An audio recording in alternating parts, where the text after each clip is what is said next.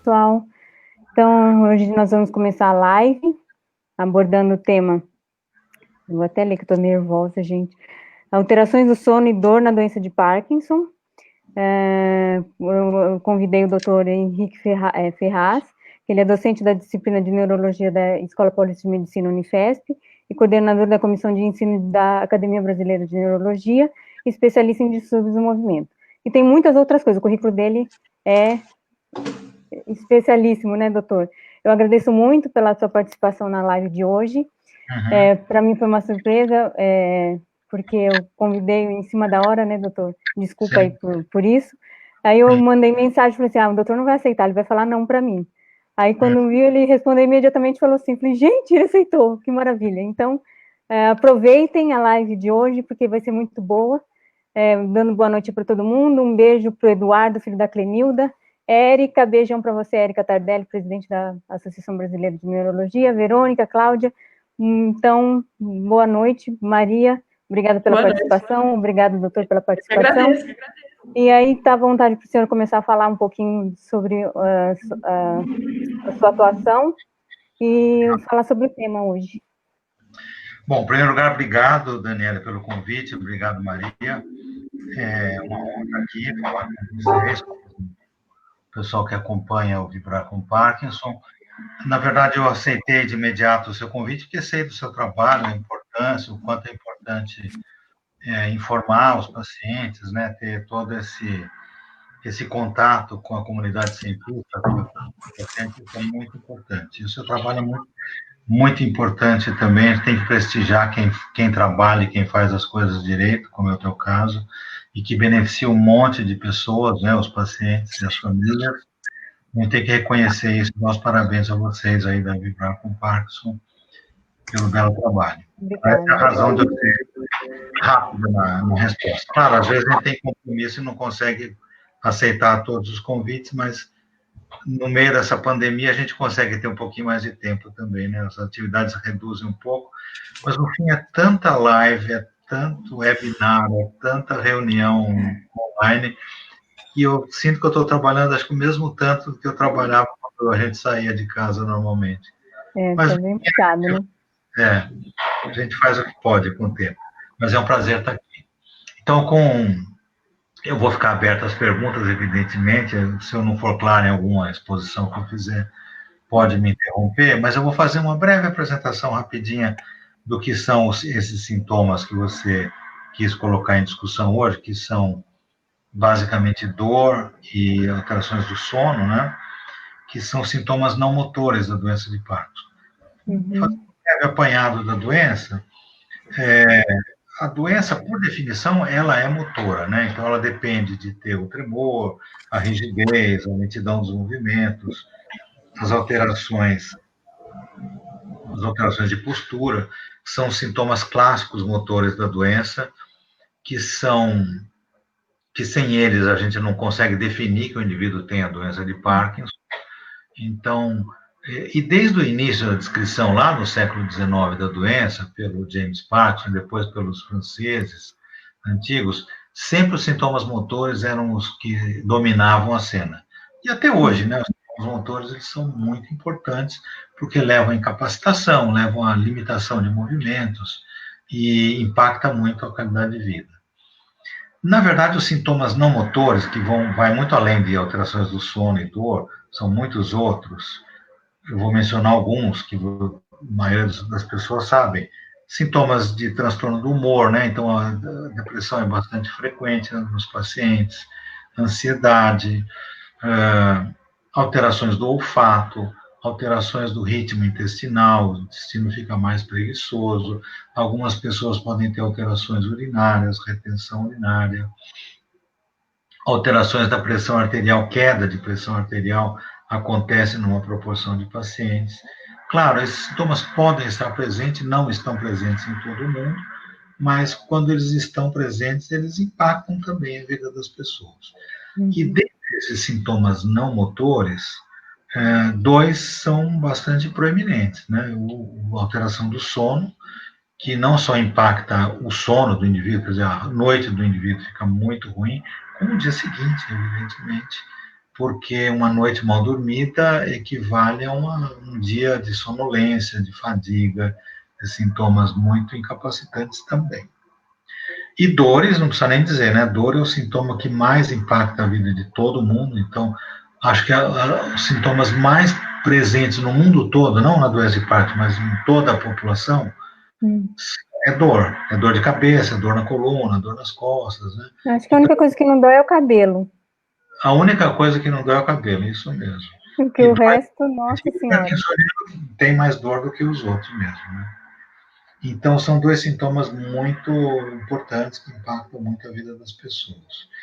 Falando, assim, rapidamente, é melhor a gente dar mais espaço para perguntas, né? Mas falando rapidamente, a gente pode ter vários tipos de transtorno do sono. Então, o primeiro é a insônia, a dificuldade para o indivíduo dormir no horário habitual dele. Isso pode ter relação com os sintomas motores, então, se o indivíduo tem períodos de maior lentidão, de maior dificuldade motora, próximo do horário de dormir, isso certamente vai impactar no sono. Então, vai atrasar o período de sono daquele indivíduo e vai impactar também. A outra coisa é o aparecimento de acinesia noturna, a dificuldade de movimentar no meio da madrugada. Como a gente sabe, todo mundo vira na cama a noite inteira sem que se perceba, né? A gente superficializa um pouco o sono, muda de lado, porque às vezes causa algum desconforto, alguma posição, muda de lado, dorme 1, 2 horas naquela posição, depois volta a virar. Cada um é cada um, né? Tem gente que dorme na mesma posição a noite toda, mas a maioria das pessoas vai modificando a postura ao longo da noite. E se o indivíduo tem uma acinesia noturna, isso vai acabar influenciando a capacidade de mobilidade noturna, mesmo durante o sono, e vai acabar despertando o indivíduo no meio da noite por conta da dificuldade de se virar. E um outro sintoma que é chato e atrapalha muito a vida das pessoas tem um nome técnico, científico, que é o transtorno do sono REM, que alguns indivíduos, no meio do sono, esse sono REM é aquela fase do sono onde a gente move os olhos, mesmo estando dormindo, e é a fase que a gente normalmente sonha. E o parkinsoniano tem uma alta incidência de problemas desse sono REM. O indivíduo tem sonhos, às vezes, muito agitados, e às vezes sonhos que deixam a pessoa ansiosa, né, vivendo aquele momento do sonho, e por um problema próprio da doença, o indivíduo não consegue ficar relaxado nesse momento. Embora ele esteja dormindo, ele não tem um relaxamento muscular, como todas as pessoas em geral têm. E ele, às vezes, ele agita, ele acaba atuando no meio do sono. Então, se ele está em discussão com alguém, ele acaba gesticulando, acaba falando. Se ele está numa luta corporal com alguma coisa que isso acontece nos sonhos, ele acaba dando soco e acaba atingindo até o parceiro da cama, né? A mulher, o marido, ou o companheiro. Isso é um transtorno comportamental. Não é todo parkinsoniano que tem, mas uma parte dos parkinsonianos tem esse transtorno do sono. A consequência de um sono ruim, seja porque não mexeu bem à noite, seja porque teve esse transtorno do sono REM, que deixa a pessoa muito desgastada fisicamente, é um dia seguinte horrível, uma sonolência excessiva no meio do dia, e a qualidade de vida vai lá para baixo. O indivíduo sente fadiga, etc. Falando rapidamente de sono, é isso. Agora eu vou falar um pouquinho de dor e depois a gente abre para debater questões mais... Aí eu tenho muitas perguntas para fazer. Quer falar só primeiro de sono e depois ir para dor? Como você quiser. Acho que podia ser. O pessoal já está comentando, teve uma pessoa que falou que sente dor na raiz. Eu falei, nossa senhora, aí tá pior que eu. Na raiz nervosa? Não, na raiz do cabelo. Falou na raiz do cabelo. Na raiz do cabelo? Bom, deve sentir algum incômodo no couro cabeludo, deve ser. Aí sim. Tem uma dúvida que eu tenho para tirar com o senhor.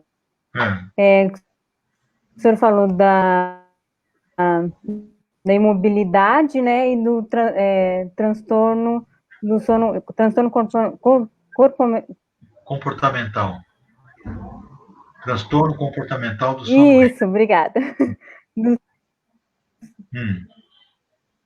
No REM, isso. Quem tem um pode ter um outro, ou é um ou um outro? Pode ter os dois? Entendi. Acho que cortou um pouquinho. Cortou a fala, Dani. Cortou.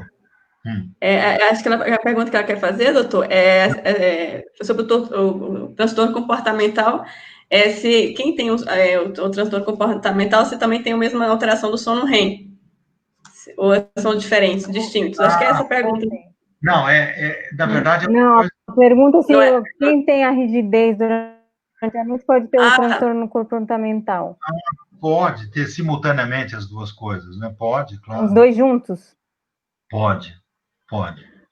É assim, pode. O parkinsoniano sob estresse, ele pode tanto ficar mais travado do que ele já está, ou pode liberar, né? Às vezes isso acontece, né? Muito estresse ele até fica a síndrome da... Pode acontecer as duas coisas. A síndrome das pernas inquietas? Está dentro de algum desses? Não, é outro distúrbio que o parkinsoniano pode ter. A síndrome das pernas inquietas eu nem fiz menção, mas é o seguinte: o parkinsoniano tem mais que a população geral, embora as pessoas que não têm Parkinson também podem ter pernas inquietas.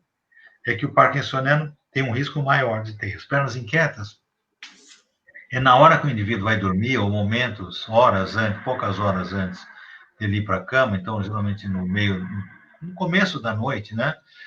Começa a ter um desconforto nas pernas, uma sensação ruim, como se estivesse queimando ou pinicando, coisas assim, e que melhoram com a movimentação. Então o indivíduo anda para lá e para cá, aquece a perna, massageia, melhora. Isso acontece várias vezes antes do indivíduo ir para a cama. E quando ele deita, a coisa piora. Então, deitado, essa sensação nas pernas fica pior. Então, ele tem que se levantar, massagear, andar para lá e para cá. Isso acaba interferindo muito no sono. Então, ele não consegue dormir. Está com sono, mas não consegue dormir por conta do desconforto. Fala. Eu sinto isso um exemplo, né? Não sei se a maioria dos pacientes sentem isso também.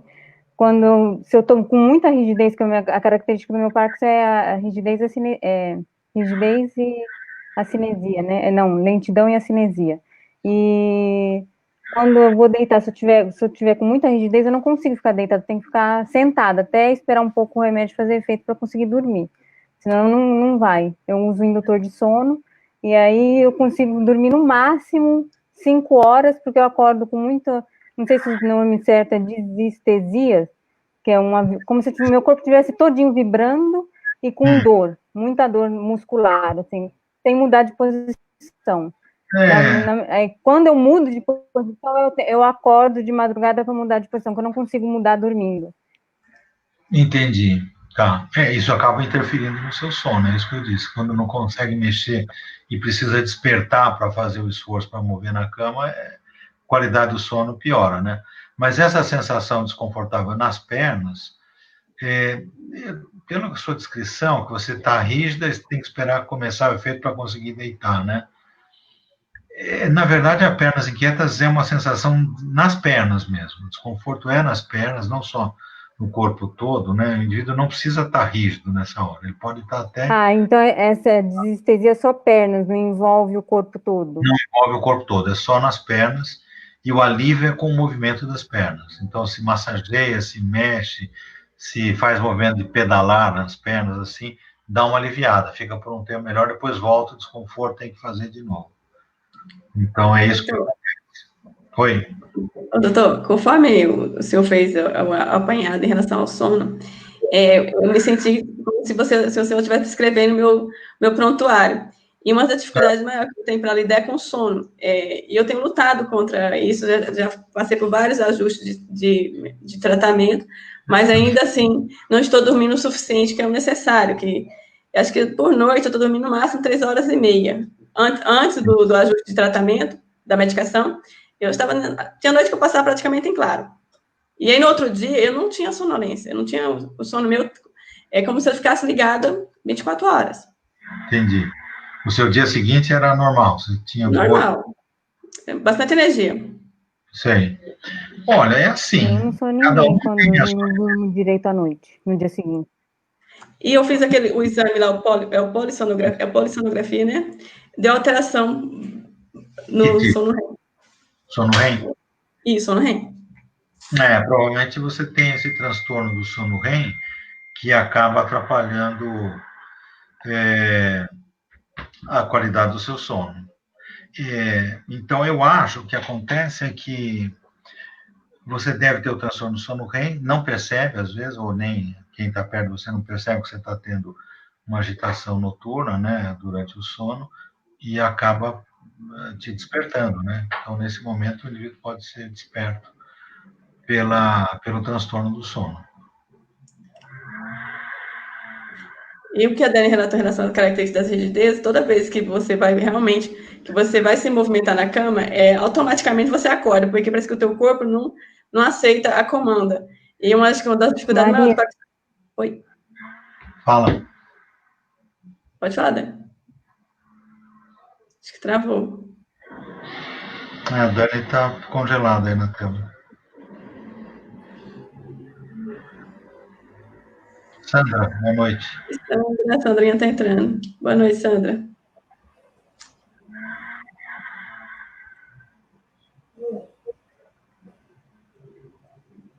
Se quiser fazer uma pergunta, pode fazer.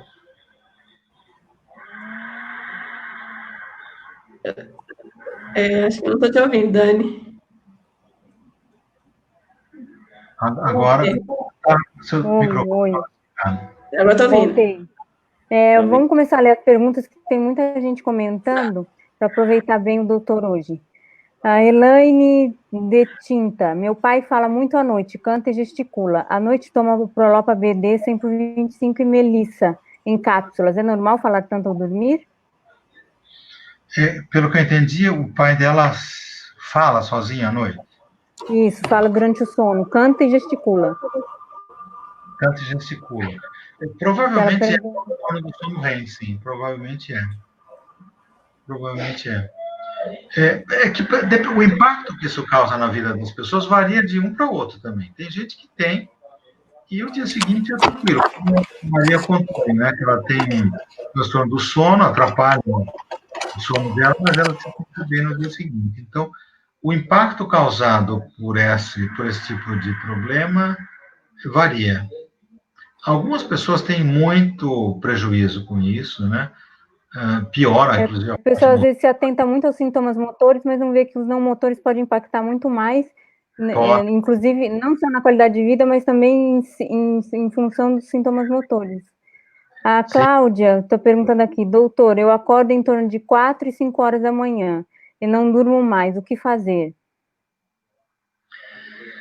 Eu suponho que uma coisa que pode estar acontecendo com ela está entrando em off, né, nesse período, às 4 da manhã, 5 horas, que deve acabar o efeito da L-Dopa dela. Não sei se ela toma L-Dopa, mas enfim. Se ela toma levodopa... A Cláudia acho que toma, sim. Ah? É a Cláudia, do Rio Grande do Sul, que fez a pergunta, acredito que ela toma, sim. Se ela toma, é possível que ela tenha off nesse período, porque tomou a última dose já um tempo mais longo, talvez seja esse o problema, ela entra em off, então não sei se ela teria que tomar uma dose mais tarde, ou uma dose com efeito prolongado, aí não sei, depende de cada caso, né? Zipato, você está conseguindo ver as perguntas aí na sua barra lateral? Tem. Eu estou vendo pelo celular, mas dá para fazer. Posso fazer? Pode. Sandra, bem-vinda. A da Flávia Martins, ela coloca assim, tenho 43 anos, há um ano fui diagnosticada, sinto muitas dores praticamente o dia todo. O que fazer para amenizar, além de exercícios e alongamentos? Tá. Bom, eu não cheguei a falar das dores, então a pergunta dela eu dou um apanhado geral sobre dor, né, no parkinsoniano. Como eu disse, dor é um sintoma muito frequente na população e no parkinsoniano é mais ainda, né, então os sintomas de dor são muito frequentes. A causa mais comum de dor no parkinsoniano é alteração músculo-esquelética, alteração muscular e nas articulações, que é a principal causa de dor nas pessoas de um modo geral. Então, dor na coluna tem muito a ver com esse componente músculo-esquelético, né? Dor muscular esquelética. E o parkinsoniano, por conta da rigidez, das alterações motoras, acaba tendo alterações musculares em decorrência disso. Outra causa de dor... Não pode falar, doutor, desculpa. Só completando o raciocínio, é uma dor que é do próprio Parkinson, não é uma dor que vem lá do comando cerebral, é uma dor mais difusa nos membros inferiores, nas pernas, é uma dor de caráter, às vezes, intenso, que tem um conflito grande, dor do tipo queimação, dor do tipo lancinante, em alguns casos. Pode acontecer a qualquer hora do dia, pode dar de manhã, de tarde, pode dar à noite. Então, é muito variável. E não melhora com a movimentação, ao contrário do que acontece nas pernas inquietas. Fala, pode fazer a pergunta. Maria. Eu achei uma aqui, posso fazer? Claro, pode. Da Margarida, que mora na Inglaterra. Existe endodicinesia? O que acontece, aconselha para distonia? Endodicinesias? Eu não conheço esse termo. Discinesia é um movimento involuntário, né? Suponho que ela quer falar que isso é um movimento involuntário interno, que não dá para perceber. Não, eu acredito que que não seja relacionado à medicação, efeito colateral da medicação, e sim sintoma da própria doença. Distonia pode dar. Distonia, né, nos membros inferiores pode dar independente da medicação. É mais comum em pessoas... A discinesia também? Não, a discinesia é medicamentosa. A distonia... Só medicamentosa? Eu tinha escutado que podia ser decorrente da própria doença também. A distonia, mas não a discinesia. Tá. A distonia é a postura normal das pernas, das mãos, que pode ter, especialmente nas fases mais iniciais da doença, nos indivíduos mais jovens. Então, aquela pergunta que a Maria estava fazendo, que a pessoa disse que tinha muitas dores no corpo, é isso, Maria? Isso. Tinha muitas dores, ela complementa com alguma outra informação? Não, ela não finaliza, ela coloca que se tem alguma além de... ela faz os exercícios, né? Se tem algum outro tipo de sugestão, que ela já faz um tratamento para amenizar, que são os exercícios e alongamentos. Perfeito. Não, isso é fundamental. Exercício e alongamento é decisivo para melhorar os sintomas de dor. Fisioterapia ajuda muito, né? Mas exercício físico, atividade, corrida, pedalar, nadar, andar, tudo isso é muito bom. Fazer musculação ajuda para as dores, relaxamento, alongamento, tudo isso é muito bom. Yoga, quem faz ajuda, pilates, ajuda muito nas dores, sim. Além disso, eventualmente pode precisar de medicamento analgésico ou relaxante muscular. Depende de cada caso, né? Tem uma pergunta, doutor. Em relação à insônia, ou distúrbios do sono em geral, alguns pacientes já começam a apresentar isso antes dos sintomas motores, certo? Certo. É isso mesmo. E como é que fica, assim, para comparar antes e depois do diagnóstico e tratamento? Então, algumas pessoas inauguram os sintomas da doença com sintomas não motores, depressão, insônia, ansiedade, alteração intestinal, pode vir, às vezes, anos antes até do tremor, da rigidez, da cinesia. Bom, o que fazer para isso? Depende da causa, né? Se a insônia tiver associação direta com a depressão, o indivíduo tem que tratar a depressão. Se não, na verdade, são medidas que se faz com qualquer pessoa que tenha insônia, independente de ser parkinsoniano ou não. Então, uma das medidas mais importantes é a chamada medida de higiene do sono, que é orientar o indivíduo a 1 hora antes de dormir, diminuir os estímulos que deixam a pessoa mais ligada. Então, estímulo luminoso, estímulo sonoro, então tentar diminuir o som da casa, diminuir a luminosidade da casa, fazer silêncio. Estou fazendo tudo errado, então. Às vezes a gente acha, estou com insônia, para eu pegar no sono, eu vou pegar, acender a luz, ler um livro, ficar no meu celular. Isso é errado. Na verdade, quando a gente está com insônia, a melhor coisa a fazer é tentar diminuir o máximo possível os estímulos sonoros e luminosos, deitar, ficar quietinho e tentar esperar que o sono venha. Evitar café depois das 4 horas da tarde, ou qualquer bebida estimulante, como chá chocolate, tudo isso são estimulantes que atrapalham o sono. Então, recomendar abolir essas coisas da dieta das 4 da tarde em diante. Café é o principal, né? Se o indivíduo ficar livre do café, já ajuda muito. À tarde, claro, ele pode tomar o café de manhã, normal, na hora do almoço, sem problema. Outra bebida que é estimulante são os refrigerantes que têm cafeína. Coca-Cola, Guaraná, todas essas coisas contêm cafeína, são estimulantes, devem ser evitados também.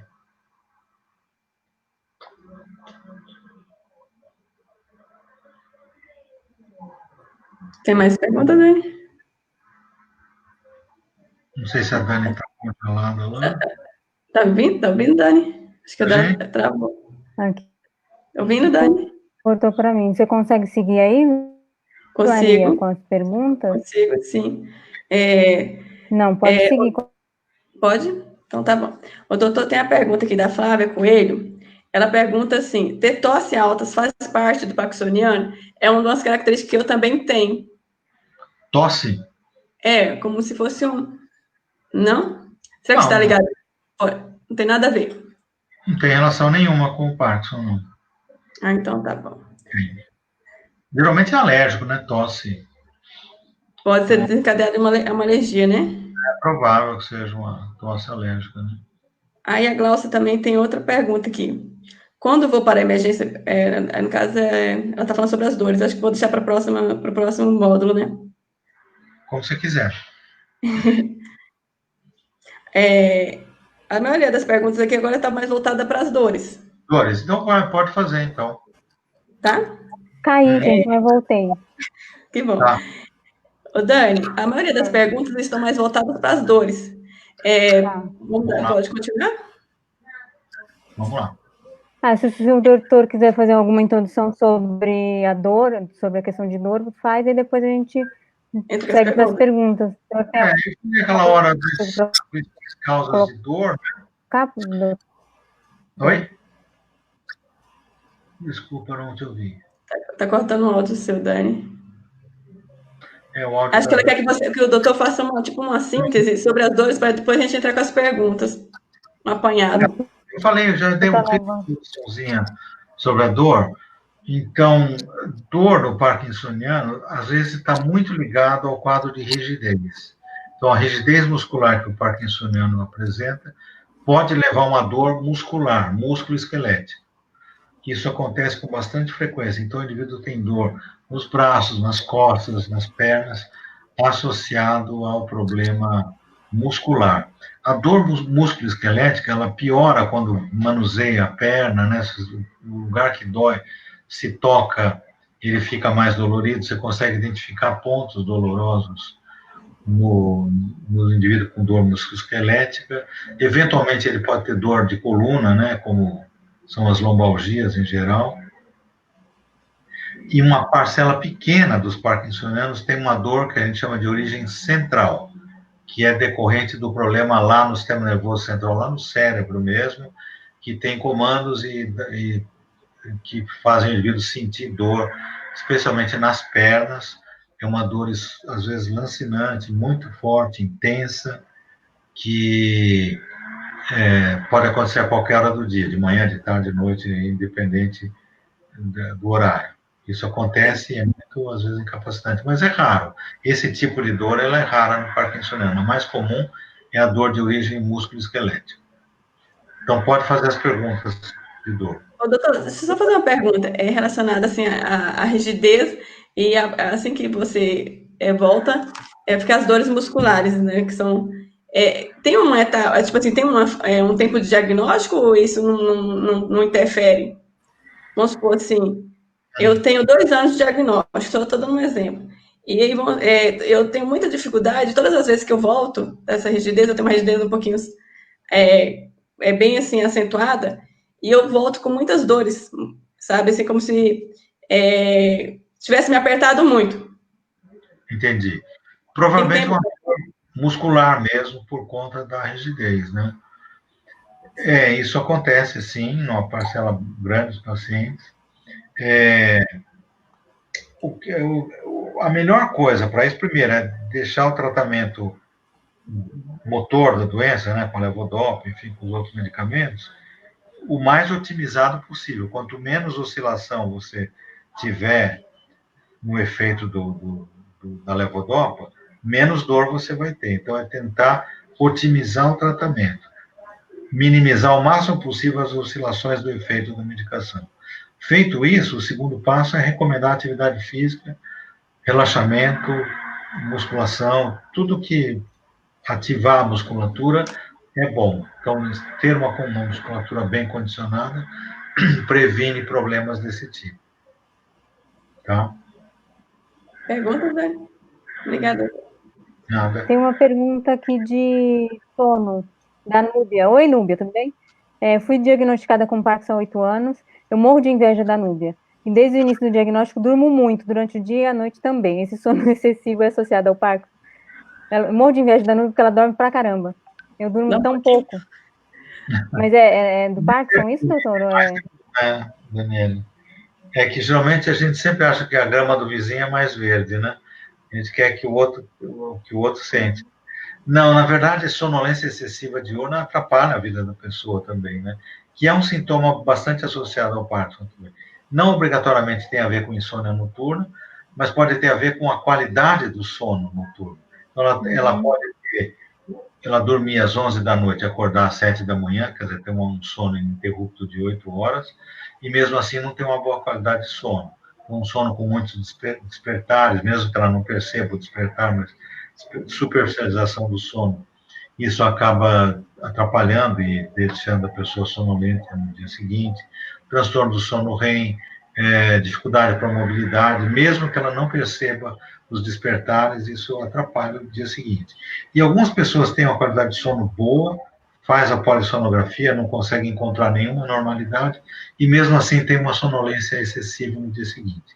Sonolência excessiva diurna pode ter várias causas, sendo o próprio Parkinson, que é a minoria dos pacientes, mas pode ter a ver com os tratamentos. Alguns medicamentos para tratar a Parkinson dão sonolência, né? E a sensibilidade individual. Tem pessoas que são sensíveis à própria levodopa. A levodopa pode causar sono para algumas pessoas, para outras não.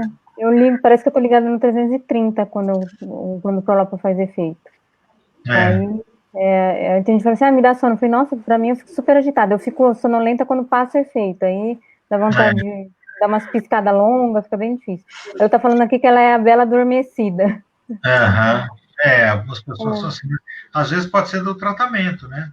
Às vezes pode ser do tratamento. O médico dela, um dos medicamentos que ela toma está provocando sono nela. E o agonista dopaminérgico, que seria o rotigotina e o pramipexol, eles causam mais insônia ou não? Ou isso não é? Eles podem mais frequentemente dar sonolência diurna. Mas durante a noite dá insônia? Não costuma o medicamento em si dar insônia.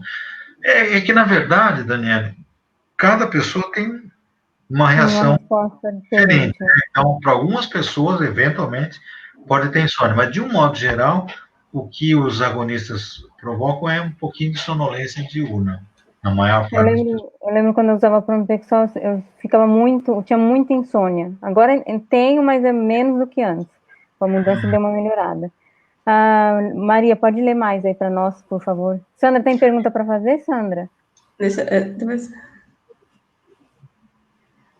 Pode fazer. Quer falar? Pode fazer? A Sandra quer falar? Ela quer. Ela levantou a mão. Fala, Sandrinha. Manda aí, Sandroca, para nós a sua pergunta. Não tem muito a ver com sono. Você está vendo? Tá, eu tô ouvindo sim, Sandra. Tô ouvindo. Não tem muito a ver com sono, mas eu pergunto que no passado dela. A pessoa está bem num dia, pode isso acontecer, a pessoa está bem relativamente num dia, aí no outro ela amanhecer travada, toda rígida, e daí depois está em coma, e pensava se fosse um AVC, porque mais consultou que é do Parkinson. Pode isso acontecer? Então, a ver com os CPS. Eu não sei se eu ouvi bem a sua pergunta, o áudio não está tão bom. Que ela tem momentos... Você está falando do seu caso ou do caso de alguém? caso de alguém. De alguém? Fala. Se alguém conseguiu... É o seguinte, é um caso de uma outra pessoa que estava bem num dia, dormiu, no dia seguinte acordou toda travada, e depois entrou em coma. E os médicos levaram para o hospital, os médicos suspeitaram de AVC, mas não é. E depois estão falando que está relacionado ao Parkinson. Se pode estar relacionado ao Parkinson. Estava tudo normal num dia e acordou ruim no outro, em coma. Travada e depois entrou em coma. Não, a doença de Parkinson não é assim. Isso não é Parkinson. Pode até ter Parkinson, mas o que aconteceu com ela é diagnosticada com Parkinson. Ela tinha Parkinson, estava bem, um dia acordou, não conseguiu acordar bem, é isso? Isso, acordou travada e entrou em coma logo em seguida. Não, coma não é manifestação do Parkinson. Não. Deve ter acontecido outra coisa. Deve ter sido outro problema. Tem uma Mais pergunta aí, Maria? Tem. A Yara pergunta assim, doutor, o medicamento neutro atua na melhora da rigidez e dores? Sim, sim.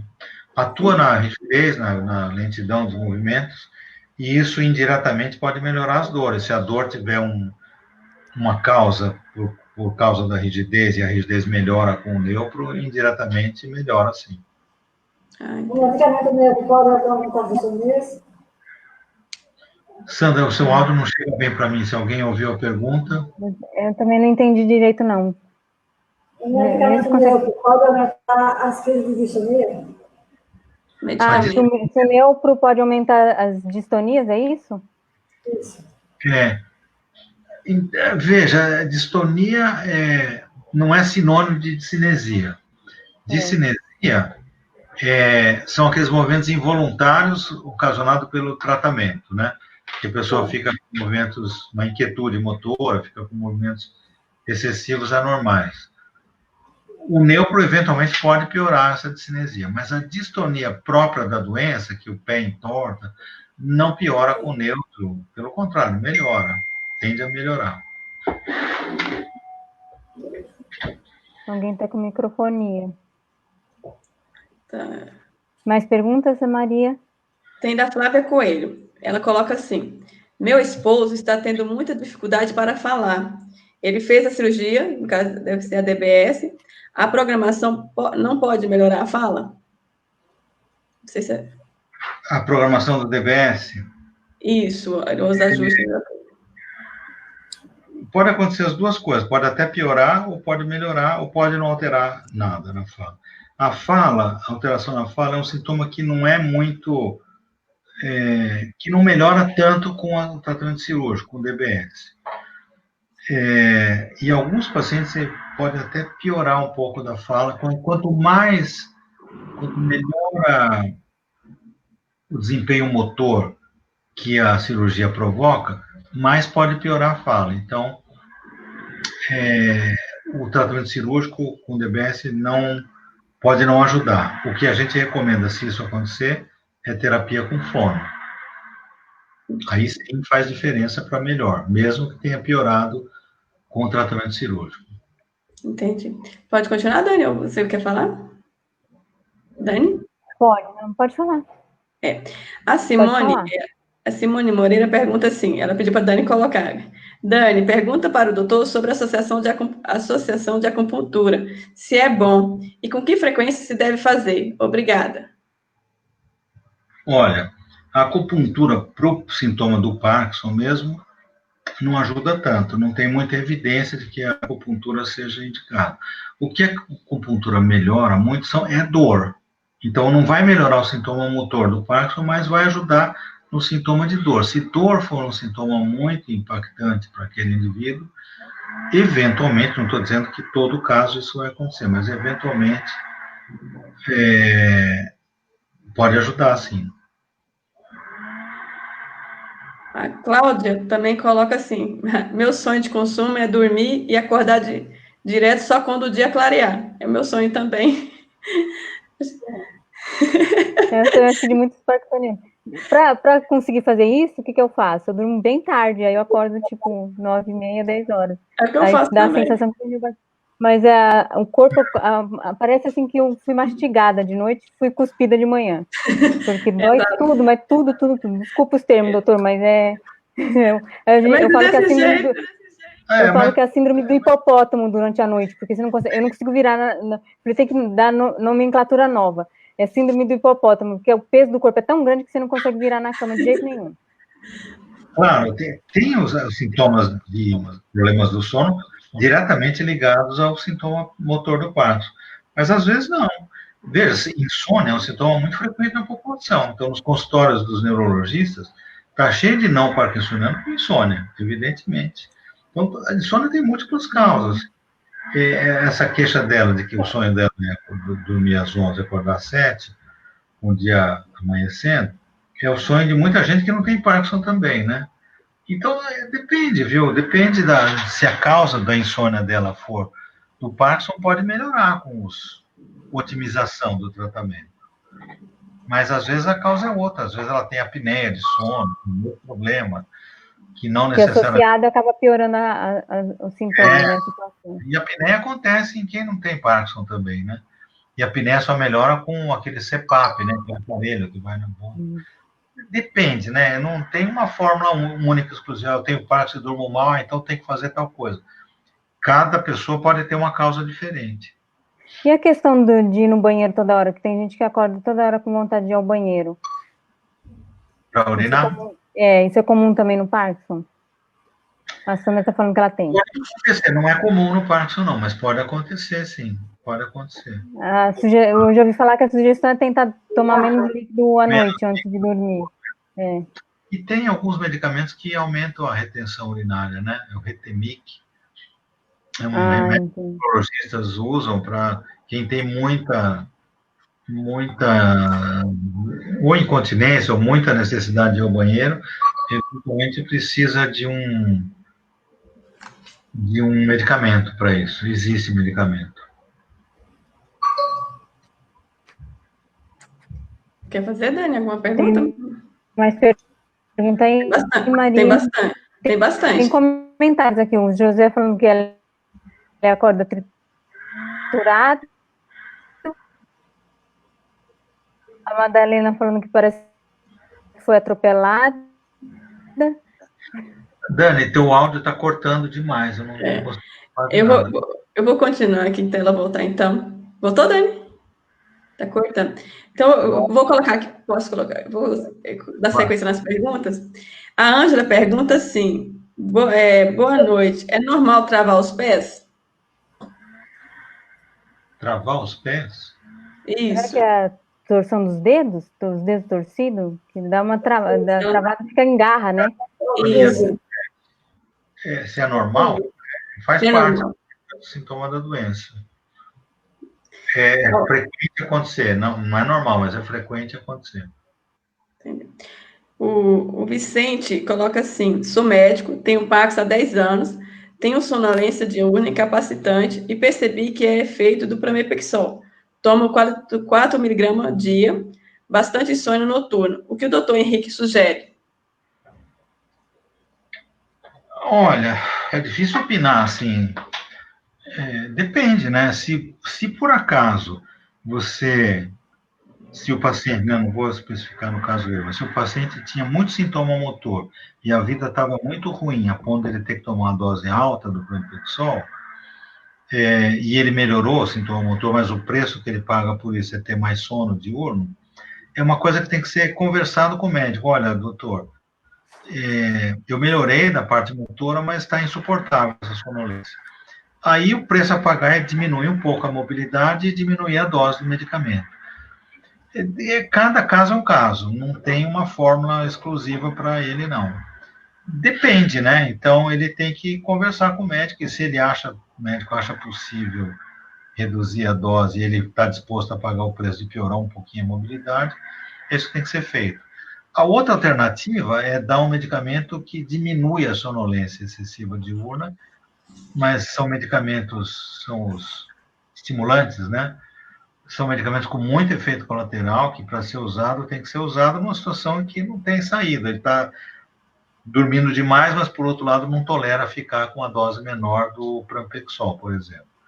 Aí, às vezes, a negociação com o médico é de tomar um estimulante. Mas, veja, cada vez que introduz um medicamento para combater o efeito colateral do outro, pode aparecer outros efeitos colaterais associados a esse outro medicamento.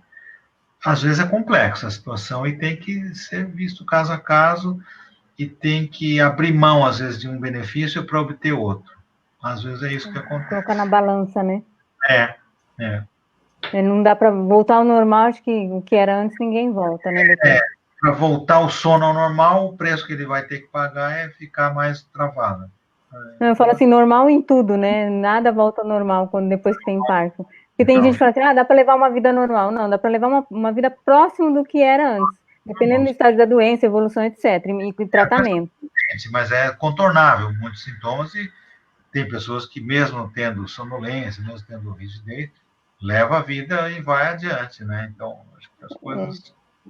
A Gláucia pediu para fazer uma pergunta, que ela está... Deixa eu ver se eu acho aqui a pergunta dela. Ela falou, Dani, por favor, faz a minha pergunta. Espera aí que eu vou achar essa pergunta. Vai fazendo aí que eu vou achar da Gláucia. A Elisnara Araújo, ela coloca assim, eu tenho uma canseira muito grande e muitas dores. Tem alguma coisa que para se fazer, doutor? Canseira é um sintoma que medicamente é chamado de fadiga, né? Então, a pessoa tem um sintoma fadiga que é frequente no Parkinson. E dor no corpo, né? Que depende da causa, tem coisa para fazer sim. Então, eu acho que a principal recomendação para ela, não sei se ela já faz isso, mas é possível que sim, é manter a atividade física, estar bem condicionado fisicamente, fazer atividade aeróbica, corridas, pedalar, andar, caminhar, e fazer atividade física do tipo musculação, pilates, para fortalecer a musculatura. Isso ajuda demais, diminui muito a sensação de fadiga e melhora muito a dor. Eventualmente, pode ter que medicar para isso. Cada caso é um caso, mas se tiver que medicar, a primeira medida é checar se a parte motora dos sintomas dela, como a rigidez, tremor e a lentidão de movimento, está controlada, bem controlada com a medicação. Se não está, tem que otimizar isso, tem que melhorar as doses, combinar os medicamentos, enfim. Isso ajuda para melhorar a fadiga e melhorar a dor. E se isso está feito, tem os analgésicos que podem ser usados para dor e os estimulantes que podem melhorar também a fadiga. Tudo isso tem o preço a pagar de ser um novo medicamento ao regime terapêutico. A gente, médico, gosta de o mínimo é mais, né? Quanto menos remédio tomar, é melhor. Claro que não dá para ficar sem medicamento, mas você já tem que tomar a levodopa, o agonista dopaminérgico, os outros medicamentos do Parkinson. Se a gente puder evitar analgésicos, evitar estimulantes, evitar isso, a gente prefere. Tem que analisar individualmente o caso de cada um. Doutor, a gente está no processo que é a pandemia, então alguns tratamentos eles foram meio que feitos online, mas tem alguns que não dá para poder você fazer e você vir naquele ritmo. O que o doutor pode sugerir ou falar sobre isso? Porque acho que todo parkinsoniano está sofrendo e sentindo isso. Sofrendo, os meus pacientes muito também. Claro, a pandemia botou uma dificuldade enorme no tratamento dos pacientes. E eu não vejo uma saída melhor do que tentar conversar com o seu médico à distância mesmo. Não tem saída. É que tem coisas que, sem estar tocando, vendo o paciente, é difícil concluir com muita segurança. Então, a gente vai ter um certo limite na telemedicina, né? Mas, claro, entre expor ao risco de ir a um hospital ou ir a um consultório lotado e tentar alguma coisa que não seja o ideal, mas pelo menos um tratamento, uma modificação do tratamento feito à distância, é melhor nessa fase. Se não for possível, o sintoma estiver muito incapacitante, paciência, aí tem que ir ao médico e conversar e ser examinado. Mas eu pediria aos pacientes paciência nessa fase, vai passar, óbvio, né, a gente não sabe quanto tempo mais ainda, mas eu acho que mais uns 2 meses ainda vai ser muito difícil para todo mundo. Se aguentar esses 2 meses ainda sem se expor, né, na rua, é o ideal. Sandra, você quer fazer alguma pergunta, Sandra? Sim. Tem muitas pessoas associadas ao remédio para dormir com Eu não estou conseguindo relaxamento muscular. para vocês. Sandra, repete de novo, fala um pouquinho mais alto. Muitas pessoas associadas ao remédio para dormir com relaxamento muscular. É boa essa prática? Remédio para dormir está associado Relaxamento muscular. Remédio para dormir. Relaxamento relaxamento. muscular. Ah, relaxamento. Relaxamento muscular. Relaxante muscular. Isso. A pergunta se pode usar, pode tomar, é isso? Sim, as pessoas estão perguntando isso, se pode usar essas. Então, relaxante... fala. A pergunta é essa, se pode usar esse relaxamento, se interfere. Não interfere no Parkinson, pode ser usado, sim. E às vezes ajuda quem tem dor muscular.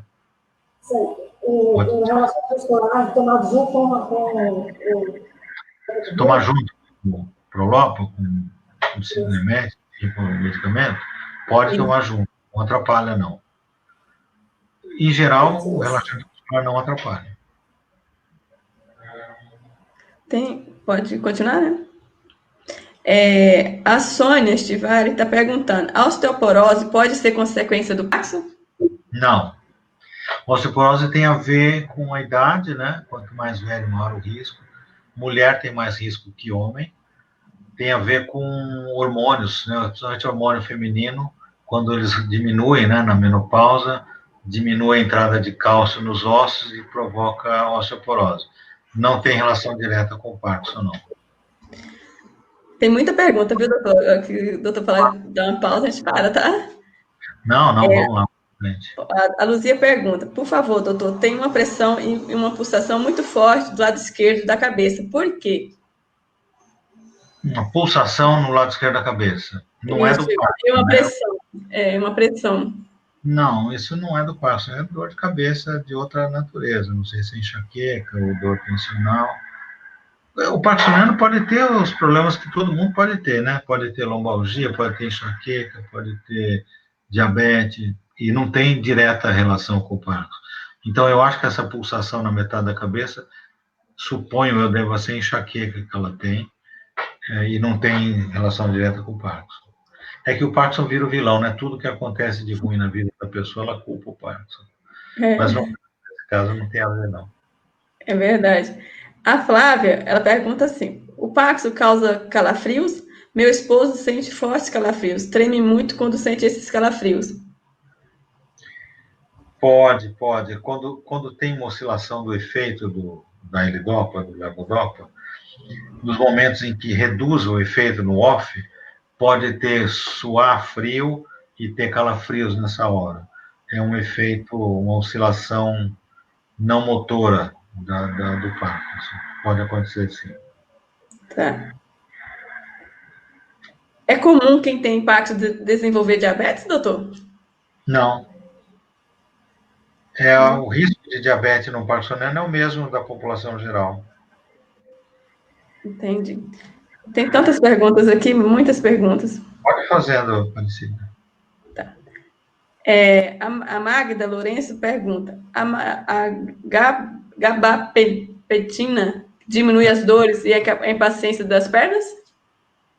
Sim. Gabapentina é um dos medicamentos que se usa para aquelas pernas inquietas, então alivia muito os sintomas, sim, pode ser usado, sim. E algumas formas de dor central, aquela dor mais rara que afeta as pernas, também pode melhorar com gabapentina. A Elismara faz uma colocação. Aeróbica, não consigo, pois não tenho reflexo do lado direito. Aí, o que você sugere nesse caso? Como é que é? Fala de novo. A Elismara, ela coloca assim, referente a outra pergunta. Aeróbica, eu não consigo fazer, pois não tenho reflexo do lado direito. Não consegue fazer aeróbica. Será que ela não consegue? Será que ela não precisa de um orientador físico para dar as atividades que ela consegue e vai se condicionando lentamente? Porque, claro, se a pessoa tem muita dificuldade de um lado do corpo, enfim, não vai conseguir sair correndo no primeiro dia, mas começar com caminhadas, ou parada na esteira, ou parada na bicicleta. Eu acho que, a menos que esteja muito, muito incapacitado, que não é comum no parkinsoniano, é possível fazer qualquer tipo de atividade aeróbica, mesmo uma caminhada leve, de 100, 200 metros, às vezes consegue fazer no começo e vai aumentando gradativamente com o tempo. Acho que é possível. Acho que ela precisa de um orientador físico, né? Um educador físico para orientar, fazer o que ela consegue. Dani? Vocês estão me escutando? Agora sim. Na nossa cabeça, é como era antes de ter o Parkinson. Então, eu vou resolver correr. E a pessoa começa a correr 100 metros, vai correndo e vai dando conta. O parkinsoniano vai ter mais dificuldade, evidentemente. Então, ele precisa de uma orientação, de um educador, para que ele possa fazer isso de forma segura e que seja efetiva para a vida dele. Ô, doutora, uma pergunta. Vocês estão me escutando? Estamos sim, Dani. Você quer fazer alguma pergunta?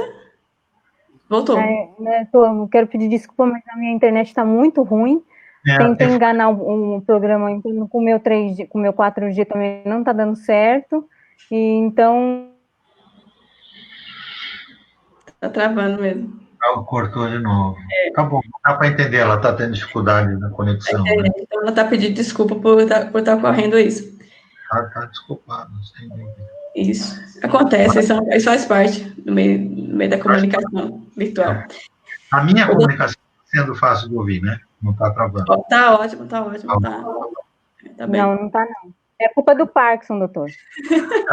A gente culpa tudo do Parkinson, transmissão do Parkinson, é culpa do Parkinson também. Alguém tem que levar a culpa, é o Parkinson. Eu escutei o doutor falando que a gente tem mania de colocar a culpa tudo no Parkinson, a culpa é do Parkinson também, da conexão. Engraçado que às vezes eu travo o celular, trava junto. Eu falei, gente, passa, né? Tá em on-off também. Ele acompanha o nosso ritmo, né? Ô, doutor, uma dificuldade assim, que eu canso muito mesmo. Vamos supor, andar um quarteirão para mim é como se eu tivesse feito uma maratona. E aquilo vem a fadiga, uma falta de ar intensa. E eu faço o tratamento medicamentoso e as atividades físicas com a equipe. Só que, mesmo fazendo esse tratamento, ainda tem essa limitação. É normal ocorrer? Algumas pessoas é normal, sim. E você está conseguindo render na atividade física? Está melhorando? Sim, eu preservei a força muscular, equilíbrio, e alguns movimentos que eu tinha praticamente perdido, voltei a fazer. Então, assim, a atividade física para mim é essencial. Por isso que eu coloquei essa questão do parkinsoniano estar sofrendo hoje com relação aos movimentos, ao tratamento terapêutico, porque eu acredito assim, que 50% é intercalado, sabe? Eu acho que a atividade física é essencial e o terapêutico também. Isso está me fazendo muita falta, eu creio que para todo mundo também. Essa pandemia, né? Com certeza. Então, isso é a fadiga, essa dificuldade para sentir que cansa demais, para andar poucos, né?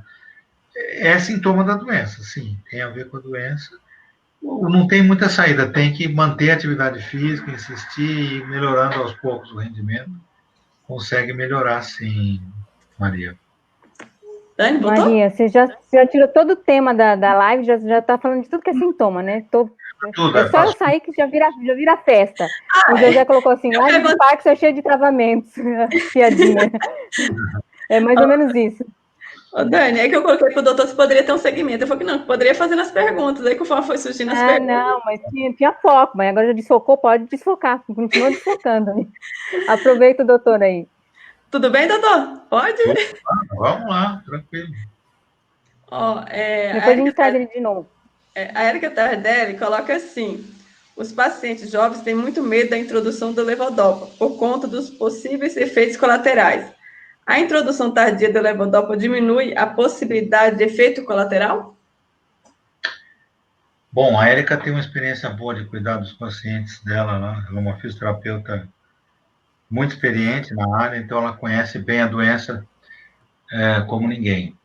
E a pergunta dela, eu sei que é levantar a bola para a gente explicar isso, o que acontece com os pacientes. Exatamente. Porque, aliás, é uma pergunta importantíssima. Não, segurar o uso, retardar o uso da levodopa não previne os efeitos colaterais que possam acontecer da doença. Então, privar o paciente da levodopa por muito tempo é deixar de dar um benefício que seja bom para ele logo de cara. Então, no passado, a levodopa era uma droga que era suspeita de ela seria causadora de piora da doença, ela seria tóxica para a célula, enfim, e, portanto, tentava se poupar o máximo possível, embora ela fosse muito eficaz para reduzir os sintomas. Mas o tempo provou que a levodopa não tem nenhum grau de toxicidade, é um medicamento seguro, então não há razão para segurar o uso da levodopa e não há por que ter medo algum de começar a levodopa, seja logo no início dos sintomas ou lá nos primeiros anos. É o que Mas é é feito. fundamental, mas é fundamental no início usar o Proloca? É obrigatório, né? Não é obrigatório, mas o paciente que está precisando, que tem uma limitação motora significativa, mesmo que ele seja jovem, mesmo que ele tenha 1 ano de sintomas, ele pode receber tranquilamente, sem nenhum problema. Entendi. Tem mais perguntas aí, né?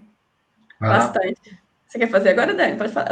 A Nete agora tu voltou. Não, pode fazer, que eu estou preocupada que falhe a minha voz e aí fica difícil do doutor entender. Tem outra. Agora vamos perguntar sobre o pessoal está colocando bastante sobre as câimbras. A Flavinha pergunta assim: e as câimbras são provenientes dos Parkinson? E tem muitas câimbras à noite. E depois fico com muitas dores. Acho que já respondeu. Câimbra pode ter a ver diretamente com Parkinson, como pode não ter, né? Câimbra pode ser um sintoma também de outros problemas musculares, problemas do metabolismo. Mas sim, câimbra é frequente também no parkinsoniano. E às vezes a câimbra é sinal de pouca ação da levodopa. Então, quando está caindo o nível sanguíneo da levodopa, pode ser o momento que o indivíduo vai ter câimbras. Então, otimizar o tratamento da levodopa é importante, às vezes, para melhorar esse sintoma. O pessoal está pedindo para eu fazer a pergunta, mas eu estou caindo muito. Por favor, repete a pergunta, que eu, além de estar travando a live, eu estou travada também. Então, para fazer a barra de rolagem, para mim está um pouco difícil. Se puder repetir a pergunta, eu agradeço. Caí de novo. Não, Madalena, eu vou ver qual é a pergunta que ela está pedindo aqui.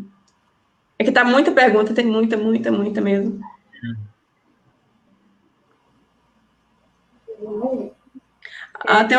A Maria Helena... Está subindo muito, o pessoal está colocando muitas perguntas. Doutor, eu tenho...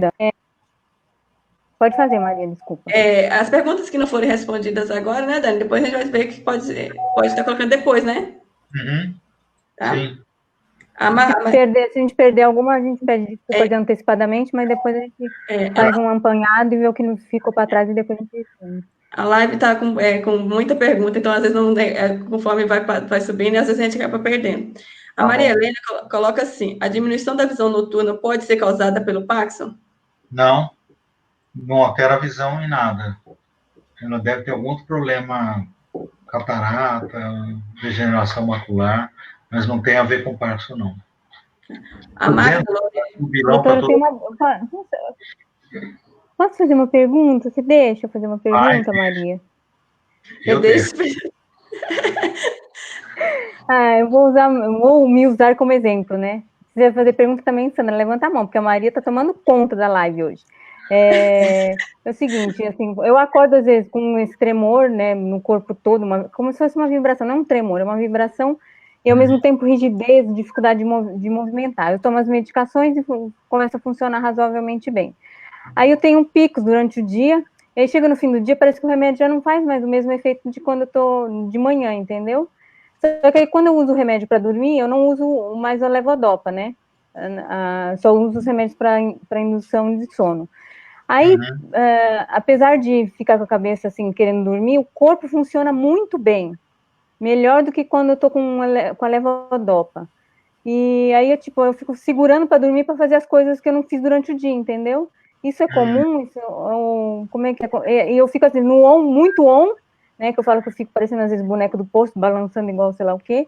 E depois, no off, fico parecendo a esposa do Robocop, travada, robotizada. É comum, Aí eu queria... efeito, é comum sim, Daniele, pode acontecer Mas sim. esses extremos, assim, tão extremos, tão on, super on e off, super off? Pode acontecer, pode sim. Pode sim. Por razões que até não se sabe exatamente por que que isso acontece. Mas acontece, momentos que fica muito bem e às vezes não tem relação alguma com a dose que tomou de levodopa. Pode estar muito tempo longe da última dose e ter um ON bem satisfatório. Pode por razões não muito bem sabidas, né? Mas E aí tem acontece. diferença também não só de lateralidade, mas não sei se fala certo axial, né? As pernas, quando estão no off, fica muito travada e o membro superior funciona, dá para fazer alguma coisa. Só que aí quando eu entro no on, parece que eu entrei em curto na parte de cima e as pernas funcionam razoavelmente bem. Então tem diferença também na resposta dos membros superiores para os inferiores. Não sei se mais alguém que está assistindo a live tem isso também. E a minha maior dúvida é com essa medicação noturna. Por que eu fico tão bem, às vezes melhor do que quando eu estou com a medicação antiparkinsoniana? Não, eu acho que esse momento bom que você tem no período da noite não tem uma relação direta com a medicação. Tem relação com o tratamento, mas não com a dose específica que você tenha tomado da medicação. Não é porque você tomou o remédio que você parou a levodopa que o seu ON é melhor nesse momento. Não, você provavelmente tem uma oscilação motora intensa que independe da tomada da medicação, entendeu? Claro que se você, por exemplo, ficasse 2, 3 dias sem tomar o medicamento, você não ia ter mais esse ON satisfatório que você tem nesse período. Tem a ver com os efeitos cumulativos, né, mas não tem a ver com a dose mais recente que você tenha tomado. É porque toda noite, quando eu tomo os remédios para dormir, eu fico... a cabeça fica falhando, né? Um dia eu fui tentar escrever, eu falei, vou fazer um teste. Eu comecei a escrever algumas coisas no caderno, no dia seguinte eu fui ler, não tinha escrito nada com nada. Mas o corpo movimentava bem. Você achou que estava tudo normal, mas quando você viu o que você escreveu, você estava meio fora do ar já, meio dormindo. Assim, a cabeça não funciona, mas o corpo funciona. Quando Entendi. não é uma coisa, é outra, né? Então, Dani, isso acontece sim. Não é só você que tem isso, não. Muitos pacientes têm isso. Acontece. A doença é assim, ela oscila muito. E a gente ouve muito isso. Mas por que meu pai ontem estava parecendo que não tinha nada e hoje está ruim? É assim, a doença é assim, independe do que aconteceu. Simplesmente tem dia que está mal, tem dia que está bem, e tem momentos que está bem, momentos que não está. E aí, quando acontece alguma coisa ruim, aí que piora mesmo, né? Aí o emocional influencia muito, né, doutor? O influencia demais, né? E o emocional, como eu disse no começo, influencia tanto para o bem quanto para o mal. Às vezes, um estresse muito intenso, muito agudo, a pessoa tem uma mobilidade fantástica, né? Às vezes, num assalto, por exemplo, o parkinsoniano é o primeiro a sair correndo, é o primeiro a se esconder do ladrão. Eu já experimentei essa sensação com barata. Acho que eu vou usar uma barata sempre atrás de mim, porque aí eu vou funcionar razoavelmente bem. Vou estar em alerta e sair correndo. Sandra? E essa situação é descrita na época da Segunda Guerra Mundial, quando teve os bombardeios alemães em Londres, e tocava uma sirene, né? Os aviões vinham soltando bomba na cidade, tocava uma sirene, todo mundo tinha que correr para os abrigos antiaéreos. Os primeiros que chegavam nos abrigos eram os parkinsonianos. E olha que não tinha levodopa nesse tempo. Nossa, então, o estresse é uma possibilidade absurda em alguns pacientes. Eu reparei quando eu faço uma coisa que me dá prazer, que eu gosto muito, às vezes, enquanto eu estou fazendo atividade, acontece de eu voltar para o on, se eu estiver em off. Muita gente também... A Sônia colocou que eu corro bem na rodoviária. Deixa eu contar para o doutor rapidinho. A Sônia é uma parkinsoniana do Paraná, e ela veio me visitar. Aí um dia eu fui levar ela na rodoviária para ela ir embora, só que a gente atrasou. E aí, quando a gente chegou na rodoviária, ela quase perdeu o ônibus, eu saí correndo atrás do ônibus. Foi? Para isso eu consegui. O estresse fez ela correr bem.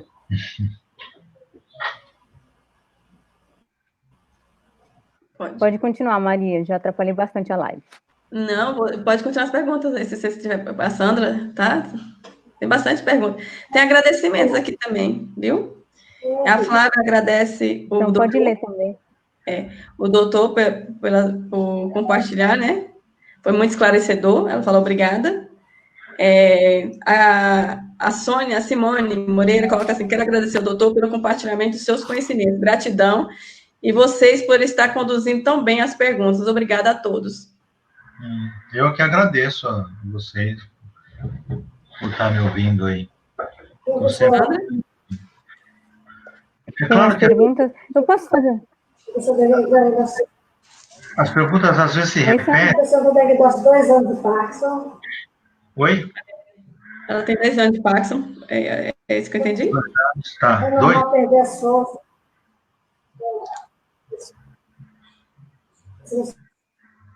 2 anos de Parkinson. A pessoa é normal perder as forças nas pernas quando depois da crise e sentir muita dor com descarga. Isso é normal depois da crise de dor nas pernas. Depois da crise. Ela tem 2 anos de Parkinson. Deixa eu ver se eu entendo. Suas pernas normal perder as forças, né? Acho que é isso. É normal, né? É um dos sintomas. Nas pernas. Perde a mobilidade, né? Diminui a mobilidade das pernas, perde a força, sim. Doutor, tem uma colocação, assim, dentro dessa pergunta da Sandra, é uma das características nós que temos, somos jovens, que somos parkinsonianos precoces. Bom, eu acho que a maioria de todo mundo tem essa mesma sensação.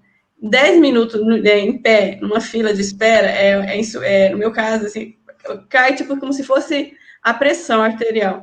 É normal? Vamos supor, se quiser a dopamina, vamos supor, eu estou bem. Mas se eu ficar 15 minutos em pé na mesma posição, para aguardar um atendimento, alguma situação, eu não consigo. Já aconteceu 2 vezes de eu precisar de socorro. Não fica tonta, é isso? Isso, como se... Sim, é normal, né? Porque, primeiro que o parkinsoniano tem um controle da pressão arterial mais prejudicado do que quem não tem Parkinson. E os medicamentos também fazem com que a pressão, às vezes, caia um pouco.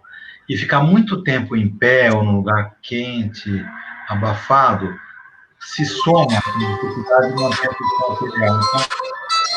Então, de tempo em pé, em lugar quente, abafado, e ser um parkinsoniano e tomar os medicamentos antiparkinsonianos, é uma somatória de fatores que faz provocar esse sintoma aí de mal-estar, de sensação de tontura, sensação de desmaio, tudo isso acontece mesmo. Isso é hipotensão ortostática? Hipotensão ortostática, sim, é isso. E a frequência cardíaca tende a subir por causa da levodopa? Por causa da levodopa, não, mas quando a pressão arterial cai, a frequência do coração aumenta, para compensar a redução da pressão. O ajuste, né, para compensar. Mas, assim, eu pergunto porque a minha frequência tem ficado mais elevada nos últimos 2 anos, eu percebo que ela está mais alta, constantemente. Não é uma ação da levodopa, não. Isso não é da levodopa? Não. Talvez a pressão esteja um pouco, acho que ele está compensando um taquicardia. A gente quer pôr culpa no Parkinson, doutor. Às vezes... A gente quer culpar ele para tudo, entendeu? Ou é levodopa ou é o Parkinson, um dos dois. Pois é, mas não é tudo isso que explica, não. Mas... Aí, ó, a Sônia colocou, posso andar 30 minutos e não aguento ficar em pé parada por 10 minutos. É por causa dessa questão, né, de ficar a hipotensão. Por isso que eu expliquei, é verdade. Mais alguma pergunta, Maria? Maria, está sem áudio, você. Está sem áudio, você cortou o áudio. É que eu cortei para não dar interferência. Muitos agradecimentos, doutor, pela participação do senhor na live. Aqui, o José Luiz dos Santos agradece, o doutor Henrique, e fala que é paciente do doutor, sempre muito esclarecedor. Sim. Tem bastante agradecimentos, tá? Então, assim, o pessoal está muito grato pela participação do doutor dentro da live, que foi muito... É um grande prazer, viu? Poder esclarecer, tirar dúvidas e, principalmente, prestigiar o trabalho aí da Daniele, que é um trabalho importante, seu, Maria. Que é um trabalho de colocar os pacientes em contato, essa troca de experiência válida é muito importante. Então, a gente poder contribuir com isso é um prazer muito grande. Tem um recado para Sandra. Sandra, a Tânia Mara coloca assim, Sandra, é uma inspiração para seguir essa trajetória com determinação e resiliência. Viver o Parkinson é vencer uma batalha cotidiana. É isso mesmo. Nossa, tá subindo muito recado, não estou conseguindo acompanhar, gente. Muito coraçãozinho. Ô, doutor, deixa eu fazer uma pergunta para o senhor. Senhor, posso só fazer uma última pergunta para o senhor, antes da gente encerrar? O senhor atua há quantos anos? Quer dizer, uma pergunta assim, complexa, né? É uma pergunta com várias encaixadas uma na outra. Quanto tempo o senhor atua na área? Tá. Eu me formei em 1980, formei médico. Fiz residência em neurologia por 4 anos no total, 2 de clínica médica, 2 de neuro. Então, em 84, eu terminei minha residência, me tornei um neurologista. E de 85 até 88, 90, eu fiz meu treinamento em Parkinson e movimentos anormais. Então, como especialista em Parkinson e movimentos anormais, desde 88. 32. Então, já tem um bom caminho aí, uma grande experiência, né? 32. Tem alguma situação que o senhor lembra que foi assim, inusitada com algum paciente com Parkinson, alguma situação ou um histórico bem diferente que te marcou nessa sua experiência com a doença? Ora, nesses 32 anos são muitas experiências marcantes. Não vale falar nenhuma minha ruim, hein? Não, vou te poupar disso, pode deixar. Não, olha, a gente, a convivência com os pacientes, a gente, por ser uma doença crônica, né, o indivíduo acompanha com a gente por muitos anos, a gente acaba estabelecendo uma relação que vai além de médico, né? Então, eu tenho pacientes, assim, que é muito marcante, que tem um carinho por mim e eu pelo paciente, ou pela paciente, pela mulher ou pelo homem, né, que vai além do que é uma relação médico-paciente. Então, às vezes, é aquele bilhetinho que a gente recebe do paciente no final de uma consulta, porque não falou tudo, mas manda um bilhetinho agradecendo uma ou outra coisa, ou dizendo quão importante foi uma palavra que eu dei, ou algum tratamento que eu propus. E são coisas muito simples, mas que tocam muito a gente, né? A gente percebe que consegue fazer o trabalho que vai além da parte médica, científica, mas na parte humana, né? De poder ajudar as pessoas que, além do conhecimento técnico científico, eu acho que isso faz a diferença no tratamento, né? Você ir além dessa parte médica. Então, os momentos que mais me marcaram são essa parte que vai além do tratamento, né? Essa intimidade que o paciente acaba ganhando com a gente. Oh, meu Deus. Peraí.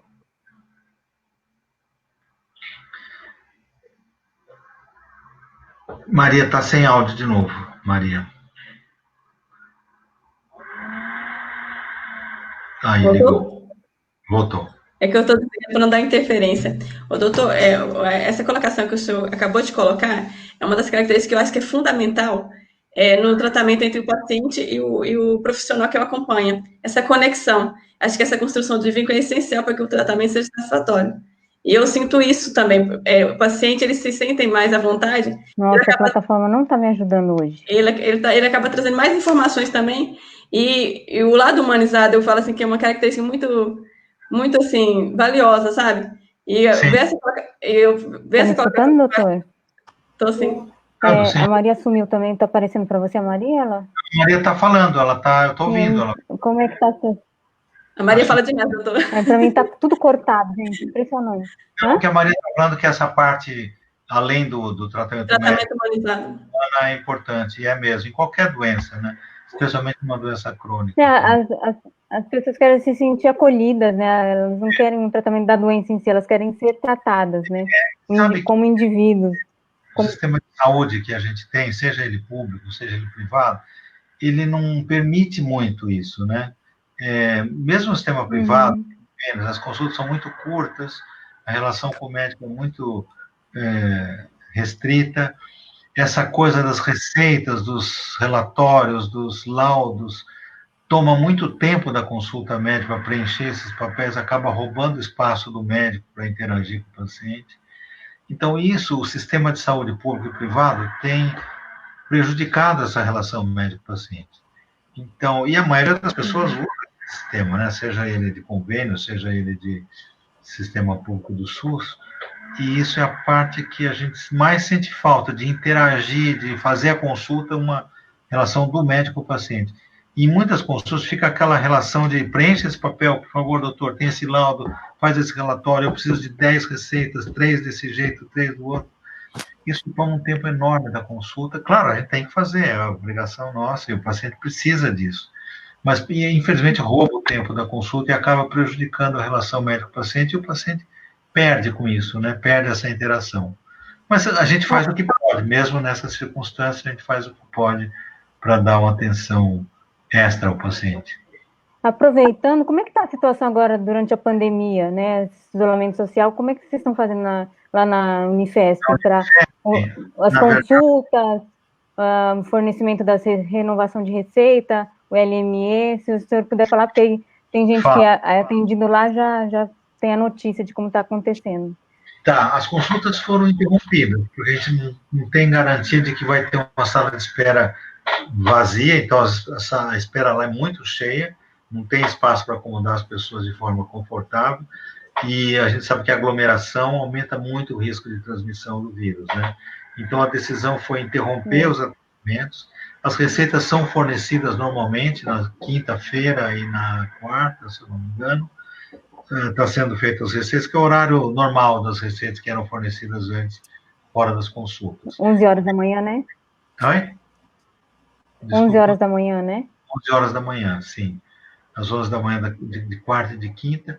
Os nossos médicos vão para fornecer as receitas e, eventualmente, atender uma outra demanda que pode acontecer dos pacientes que estão em casa e, às vezes, vem um familiar ou vem o próprio paciente com algum sintoma mais urgente. Normalmente tem um médico lá que pode dar uma orientação e fazer um atendimento mais rápido. Mas a consulta normal, a intenção é voltar e voltando ao normal daqui um mês e meio. Que antes disso não dá segurança. Daqui um mês e meio? A gente não tem segurança de que... Tem a Érica tá agradecendo. Ai, desculpa, é que eu tô tendo um atraso, às vezes eu corto o senhor, mas é sem querer. Desculpa. Pode terminar, eu achei que tá com delay para mim. Não é isso, a tendência é voltar às consultas mais próximas do normal do que era antes, em um mês e meio. Antes disso, a gente vai ver para ter segurança, né, para as pessoas poderem ir e não ter o risco de contaminação. E quem perdeu no sentido assim, não pôde ser atendido nesse período de isolamento, como é que vai fazer a remarcação? As consultas, né, com todas as dificuldades que tem de horário, a gente vai ter que remarcar todo mundo que perdeu. O fato de ter perdido uma consulta que já estava pré-agendada não significa que ele vai perder para sempre. Ele vai ter que voltar lá e reagendar as consultas. É o que vai acontecer. Entendo. A Érica está agradecendo ao senhor por atender tão bem os pacientes também lá da associação. A Glaucia está aqui gritando, falando, gente, por favor, a perda cognitiva é do Parkinson ou dos remédios? As duas coisas, né? É um assunto mais longo, mas tanto o Parkinson pode levar um prejuízo cognitivo, quanto os remédios durante o efeito pode também atrapalhar isso.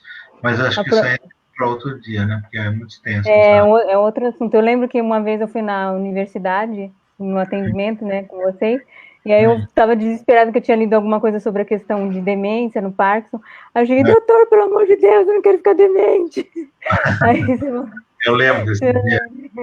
Eu estava num desespero, falei, calma, Daniela, não é assim, não acomete todos os pacientes, geralmente são mais idosos, idade mais avançada, com outras comorbidades, você lê muito, você é ativa, então, não tem... Nossa, mas eu cheguei num desespero total lá. Achou que você já ia para o asilo. Pois é, um desespero da pessoa, né? Gente, então, já está completando quase 1h30 de live, eu gostaria muito de agradecer a Maria por ter conduzido aí nas minhas quedas, né? Nossa, tô toda roxa, gente, tanto que eu caí, por ter conduzido a live, Sandroca por ter participado hoje com a gente, doutor Henrique, gratidão eterna pela sua participação, pela sua disposição, pela sua disponibilidade, gostaria também de estender um abraço para o senhor e um abraço para toda a sua equipe, doutora Beatriz, que eu acho linda, maravilhosa, doutora Roberta, doutora Vandercy, doutora Sônia, doutor Gabriel, todos da equipe. A doutora Carolina também está na equipe ainda, né? Tá. Ô, Dani, tem uma pergunta aqui que a pessoa está solicitando.